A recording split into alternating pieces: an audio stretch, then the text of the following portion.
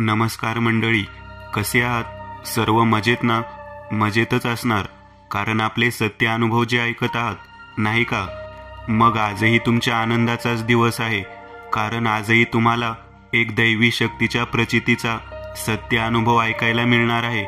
आजचा अनुभव श्री क्षेत्र गाणगापूरचे जागृत दैवतस्थान म्हणजेच त्रिगुणात्मक त्रिमूर्ती श्री दत्त महाराजांचा आहे. या कलीच्या युगात जर देव कुठे पाहायचा असेल तर डोळ्यांसमोर एकच नाव येतं, दत्तभक्तांची लाडकी पंढरी श्री क्षेत्र गाणगापूर आणि त्या दत्तांच्या पादुका.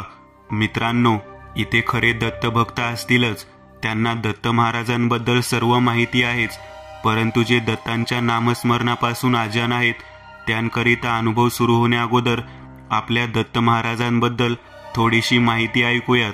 गाणगापूर ग्रामी श्री दत्तगुरू म्हणजेच प्रत्यक्ष देव आहे. कोटी भाविकांचे श्रद्धा असलेल्या गुरुचरित्र ग्रंथात स्वतः गुरु नरसिंह सरस्वतींनी सांगितले आहे, दत्तांच्या वास्तव्याने गाणगापूरचे महात्म्य हजारो वर्षापासून कमी झालेले नाही, उलट दिवसेंदिवस ते वाढतच आहे.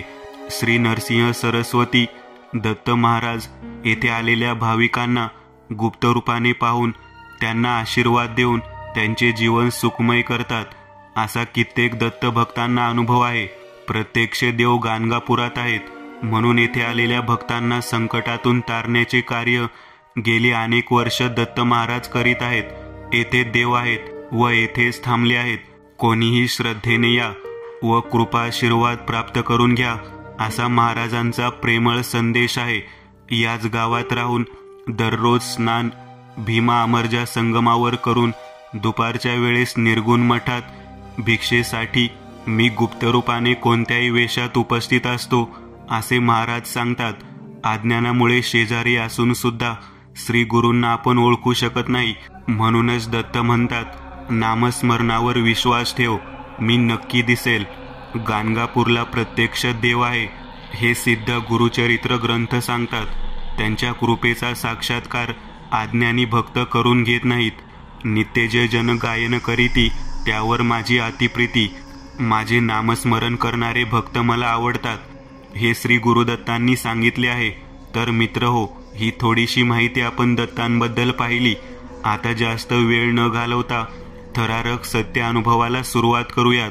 2024 ह्या वर्षी दत्त जयंतीला श्री क्षेत्र गाणगापूरला जाण्याचा योग जुळून आला. नेरळ ते गाणगापूर ट्रेनमार्फत 1 दिवसाचा प्रवास करून माझा प्रिय दत्त महाराजांपाशी पोहोचलो.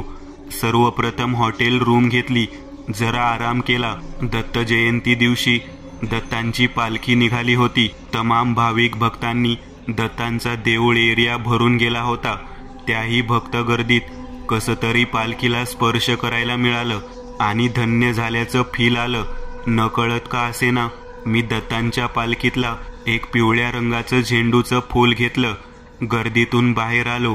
जागृत श्री दत्त महाराजांच्या पालखीतलं फूल घेतल्याने मला फार आनंद होत होता. जणू असं वाटत होतं की दत्तच मिळाले. तेवढ्यात नजर जरा बाजूला गेली. जवळ एक 80 वर्षाचं गोरवर्ण चेहऱ्याचे आजोबा उभे होते. आजोबांच्या अंगात एक सफेद शर्ट, खाली 2 झापांचं सफेद धोतर होतं. आजोबांच्या चेहऱ्यावर जरासे त्रासिक निराशेचे भाव होते. मला त्यांना असं निराश चेहऱ्याने खाली मान घालून उभं राहिलेलं पाहावे ना, म्हणूनच मी विचारलं, आजोबा काय झाले हो, सर्व ठीक आहे ना? माझ्या वाक्यावरती आजोबा म्हटले, मी ठीक आहे. ते कर्नाटकचे असूनही मराठी बोलत होते. मला जरा आश्चर्य वाटलं, पण चेहऱ्यावर दाखवलं नाही. आजोबांशी बोलता बोलता कळलं की आजोबांचं नाव होतं अन्विता मूर्ती. ते मूळचे कर्नाटकचे होते, परंतु गाणगापूरला मुलाच्या फॅमिलीसोबत राहत असत. मुलगा सून दोघेही ऑफिसमध्ये कामाला होते. बायकोचं नाव यमुना मूर्ती. त्या घरी असून नातवंडांना सांभाळत होत्या. बोलता बोलता असं कळालं की यमुनाबाई दत्तांच्या फार मोठ्या भक्त होत्या आणि त्यांना दत्तांच्या पालखीतलं फूल हवं होतं, परंतु आजोबांना दम्याचा त्रास असल्याने ते गर्दीत घुसले नव्हते आणि फूल मिळालं नाही, म्हणून ते निराश झाले होते. मित्र हो, मी तसा भावूक वृत्तीचा आहे. मला दुसऱ्याचं दुःख पाहवत नाही. शेवटी मी माझ्या जवळचं दत्तफूल त्या आजोबांना देऊ केला, परंतु प्रथम ते घ्यायला तयार नव्हतेच. परंतु माझ्या आग्रहाखातर ते कसे तरी तयार झाले. काही वेळाने दत्त मंदिरापासून जरा दूर एका गार्डनमध्ये आम्ही दोघे बसलो होतो. अशातच मी आजोबांना सांगितलं की मी लेखक आहे, भूतांच्या सत्यकथा लिहितो. खऱ्या आयुष्यात लोकांसमवेत जे भूतचेष्टेचे प्रकार घडतात ते लिहितो व लोक ते वाचतात व ऐकतात.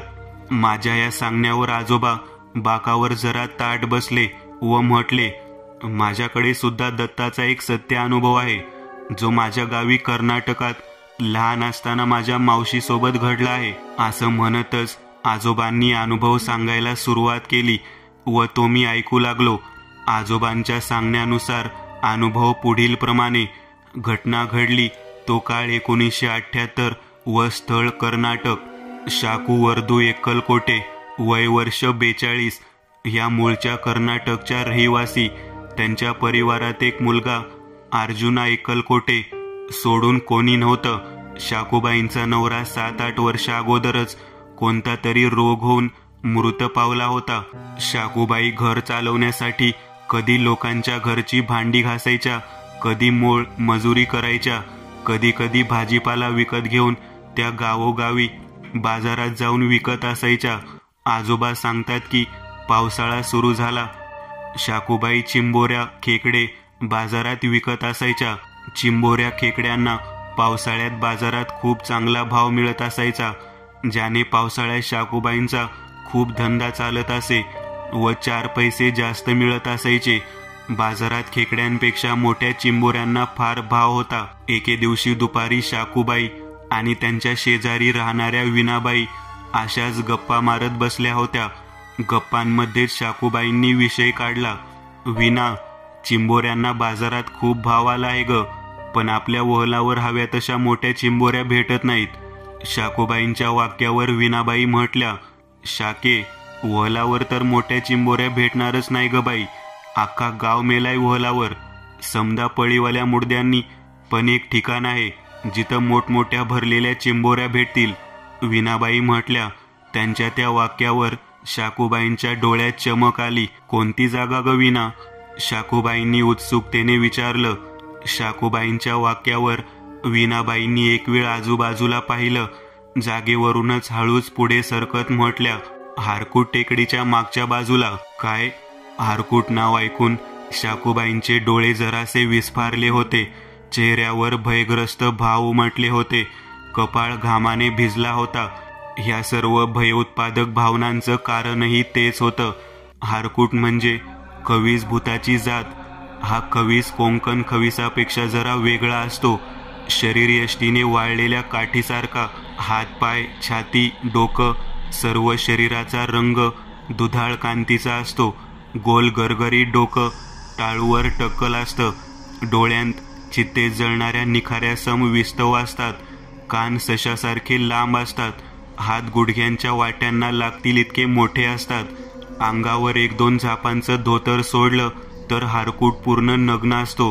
कोंकणी खवीस हा शक्यतो नदीतल्या डमड्यात वहलावर आढळतो, परंतु हा हारकूट खवीस असलेल्या चिखलाच्या पाण्यात आढळतो किंवा चिखल असलेल्या जागेत. जेव्हा कोणी माणूस पावसाळ्यात शेतात आकस्मिक हत्या, खून अशा तऱ्हेने मरण पावतो, त्याचं हारकूट ह्या खविसात रूपांतर होतं. म्हणजेच मेलेला माणूस हारकूट खवीस बनतो.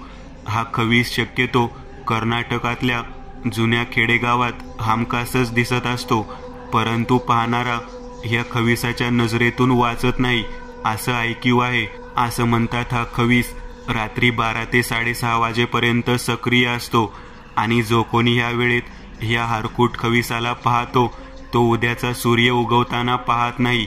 ह्या हारकूट खविसाला यमाचं दुसरं रूप म्हटलं जातं. जर कधी कोणी अनावधानानेही ह्या हारकूटाला पाहिलं तर तो मनुष्य प्राणी प्राणांस मुकल्याशिवाय राहत नाही, परंतु जर दैवी शक्ती सोबत असेल तर क्वचितच काहीतरी चमत्कार घडून येतो. ह्या हारकूट खविसाबद्दल पूर्ण कर्नाटक वासियांच्या मनात मृत्यूचं भय होतं. मग त्याला शाकूबाईही भीत असतीलच ना. परंतु बात राहिली पैशाची. पैसा आणि पोटपाण्याच्या खर्चासाठी माणूस काहीही करू शकतो. शेवटी तोही हातबलच असतो म्हणा. बरं असो, पुढे. वीणाबाई व शाकूबाई दोघींचेही हारकुटच्या टेकडीवर चिंबोऱ्या पकडायला जायचं ठरलं. तसं त्यांनी एक दिवस पक्काही केला. 1978 मधला जुलैचा महिना सुरू होता. आकाशाला काळभोर मेघांनी चारही दिशेना विळखा घालून चंद्राचा प्रकाश पार पुसून टाकला होता. मध्येच त्या काळभोर नभांतून आसुडासारखी वीज कडाडत होती. वीज चमकताच खालचा परिसर चंदेरी रंगाने उजळून निघत होता. शाकूबाई, वीणाबाई दोघीही पावसाच्या पाण्यापासून वाचण्यासाठी अंगावर पानकोट पांघरून चिंबोऱ्यांना जायला निघाल्या होत्या.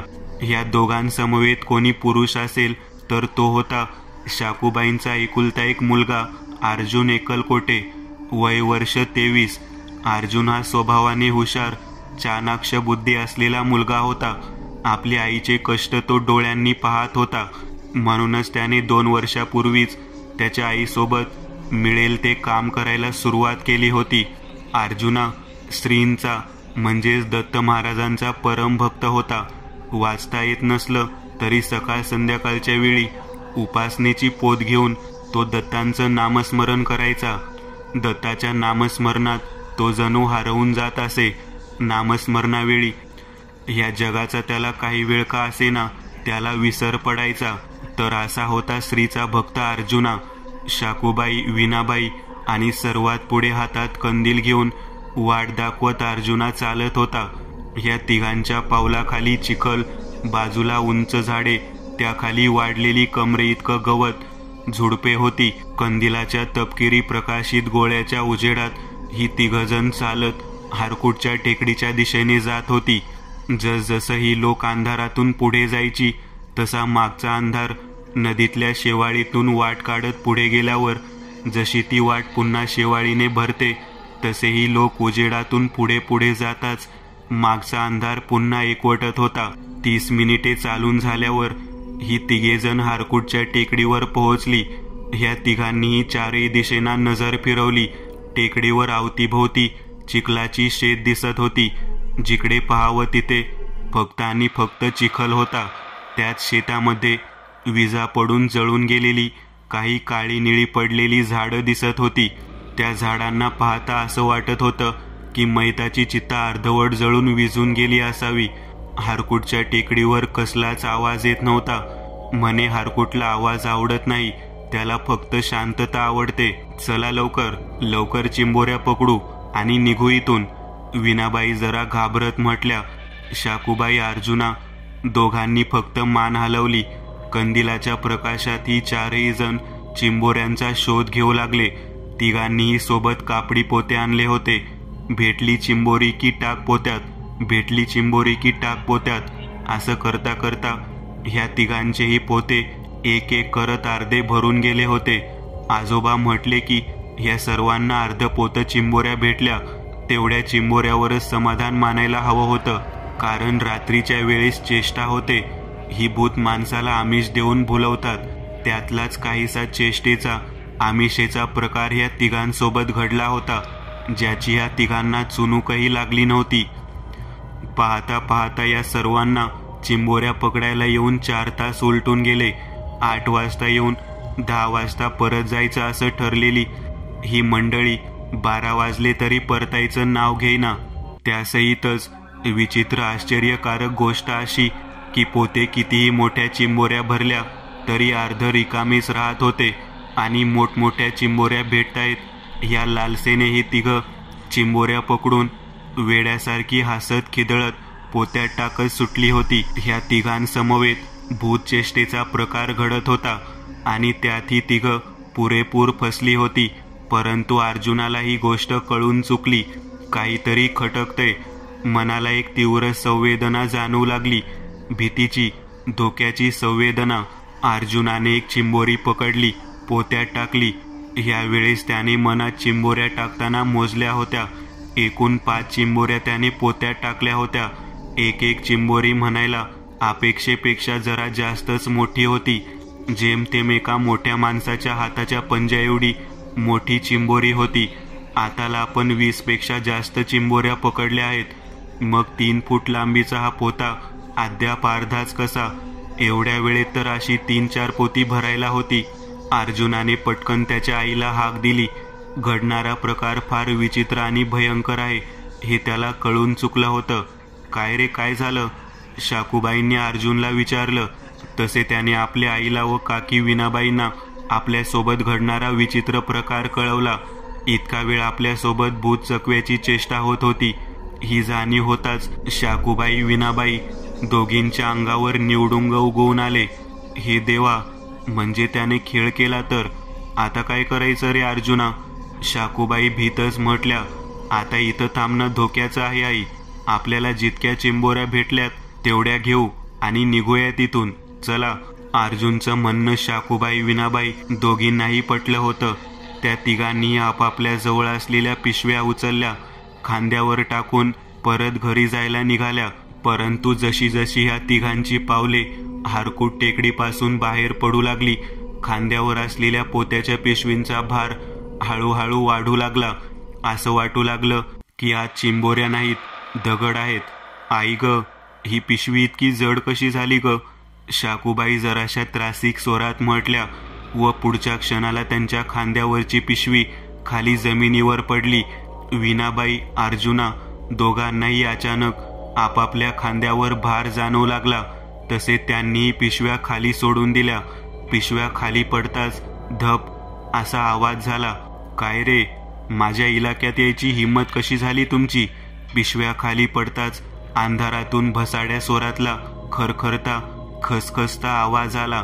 तो आवाज ऐकून ह्या तिघांची पाचावर धारण बसली. खाली बघा, तो आलाय. शाकूबाई सर्वांना सावध करत म्हटल्या. समोरच्या शेतातल्या चिखलातून अंधारातून काळशार आकृती वर वर येत होती. गुडघाभर चिखलातून 6 फूट उंच आकृती कधी वर येऊ शकते का? नाही ना. मानवी विचारांच्या कल्पनेपलीकडचा विचार नाही, परंतु सत्यात काळाच्या ओघात घडलं होतं. चिखलातून तो 6 फूट खविसाचा आकार बाहेर आला. चिखलातून बाहेर आला असला तरी अंगावर चिखल चिकटला नव्हता. सर्व अंग अगदी आठवडाभर मॉर्गमध्ये सडत ठेवलेल्या प्रेतासारखं पांढरं पडलं होतं. पूर्ण अंग काठीसारखं लुकडं होतं. डोक्यावर टक्कल आणि 2 अंगार भरलेल्या विस्तवी नजरेने ते हारकूट खवीस या तिघांना पाहत होतं. वरचं सर्व अंग उघडं, खाली 1-2 झापाचं धोतर होतं. त्याशिवाय अंगावर काहीही नव्हतं. माझ्या चिंबोऱ्या घेऊन चालला काय तुम्ही? पुन्हा तोच भसाडा आवाज आला. अर्जुनाने धरलेल्या कंदिलाच्या प्रकाशात ह्या तिघांसमोर जमिनीवर 2 काळ्या चिखलाने माकलेले पाय येऊन उभे राहिले. ह्या सर्वांच्या नजरा जमिनीवर होत्या. तिघांनाही ठाऊक होतं. त्याचा चेहरा पाहिला की तो मरणार म्हणजे मरणार. वर बघा रे, काय विचारतोय मी? माझ्या चिंबोऱ्या घेऊन पळताय काय तुम्ही? भयंकर असा दरडावणारा आवाज आला. त्या आवाजात धमक होती, आज्ञा होती. वर बघा. ह्या वाक्यासरशी तिघांच्याही अंगावर सरकन काटा उभा राहिला जात एक एक करत झटकन तिघांनी वर वळून पाहिलं. नजरेला तो भयंकर, भयानक, भयभीत करून सोडणारा आकार दिसला. अमानवी आकार, ज्याचा या सर्वांनी कधी कल्पनेतही विचार केला नव्हता. 6 फूट उंच, शरीर यष्टीने वाळलेल्या काठीसारखा, प्रेताळ त्वचा, डोक्यावर टक्कल, डोळ्यांतली बुबळे, धगधगती आग ओकत होती. पाहिलं वर, पाहिलं, मला पाहिलं. आता मी तिघांना मारणार. तो आकार हळूच पुढे सरसावला. भीतीने ह्या तिघांचा जीव बाहेर पडायची वेळ आली होती. कधी विचारही केला नव्हता की असं काही घडेल. त्या खविसाने विनाबाईंची गचोंडी धरली. अलगद बाहुलीसारखी विनाबाई हवेत उचलली. गळ्यावर त्या खविसाची पकड इतकी मजबूत होती की विनाबाईंचा श्वास गुदमरू लागला. त्या हवेतच पाय झाडू लागल्या. थांब, तुझं खुळखुळं बनवतो. त्या खविसाने असं म्हणतच विनाबाईंना दूर फेकलं. त्या जाऊन थेट एका दगडावर आपटल्या. हारकूट खविसाने आता शाकूबाईंची गचोंडी पकडली. तुला कोलतो आता म्हातारे. हारकूटने शाकूबाईंना चिखलात फेकलं. ए म्हातारे, ये माझ्यासोबत कुस्ती खेळ. हारकूट चिखलाने माखलेल्या शाकूबाईंना म्हटला. इकडे अर्जुनच्या डोक्यात एक युक्ती सुचली. गावात त्याने पारावर बसलेल्या मोठ्या म्हाताऱ्यांच्या गप्पांमध्ये ऐकलं होतं, हारकूट दत्त महाराजांना घाबरतो. हारकूटच्या समोर जर दत्तांचं नामस्मरण केलं तर तो काही वेळापुरता का असेना पिच्छा सोडतो. इकडे चिखलात हारकूट पैलवानासारखा कुस्ती खेळण्याच्या पावित्र्यात उभा होता आणि त्या हारकूटच्या समोर एक अशक्त स्त्री उभी होती. तोच अर्जुना त्याच्या आईच्या पुढ्यात येऊन उभा राहिला. बाई माणसासोबत काय कुस्ती खेळतो रे हारकुट्या, माझ्यासारख्या मर्दाशी खेळ. अर्जुना हारकुटाच्या मधोमध उभा राहिला. त्याने एका हाताने शाकूबाईंना जरा दूर जाऊन उभी राहा अशी खून केली. तू तर तू, नाहीतरी तुझ्या आईला हाल हाल करून सोडणार होतो, पण आधी तुला संपवतो मग तिला. हारकूटने खालचा चिखल उचलला, दोन्ही खांद्यांना लावला. अर्जुनानेही खालचा चिखल उचलला, परंतु त्याने अंगा खांद्याला लावला नाही, तर तो चिखल हाती घेऊन दोन्ही डोळे बंद केले. बंद डोळ्यानाड काळ्या पडद्यांवर श्रीदत्तांचा चेहरा आणला व तोंडावाटे मंत्र म्हटला. अर्जुनाच्या तोंडून एका पाठोपाठ मंत्र बाहेर पडू लागले. प्रत्येक मंत्राच्या उच्चारासरशी त्या काळ्याशार चिखलाच्या मातीला हलकेच एक रंग प्राप्त होऊ लागला. तांबडसर तपकिरी विस्तवासारखा. असं भासू लागलं की अर्जुनाच्या हातात चिखल नाही तर तप्त शुद्ध रसरसता ज्वालामुखीतून बाहेर पडणारा लावा आहे. ते मंत्र उच्चार ऐकायला त्या ध्यानाला त्रास होऊ लागला. हारकूटने दोन्ही हात त्याच्या सशासारख्या कानांवर ठेवले.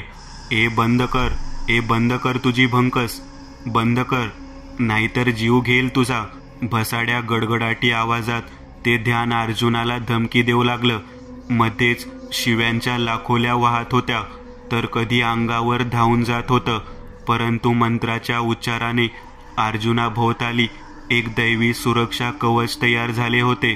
ती अमानवी शक्ती तिला भेदू शकणं असंभव होतं. दूर उभ्या शाकूबाई आपल्या मुलाला पाहत होत्या, दत्ताची केलेली निस्सीम भक्ती पाहत होत्या. प्रारब्ध म्हणून किंवा त्या उपासनांचं फळ म्हणून तो विधाता अर्जुनाच्या पाठीशी मदतीला धावून येत खंबीरपणे उभा होता. सरत्या शेवटी अर्जुनाने डोळे उघडले, हातातल्या चिखलाकडे पाहिलं आणि त्याचे डोळे आश्चर्यचकित होऊन विस्फारले.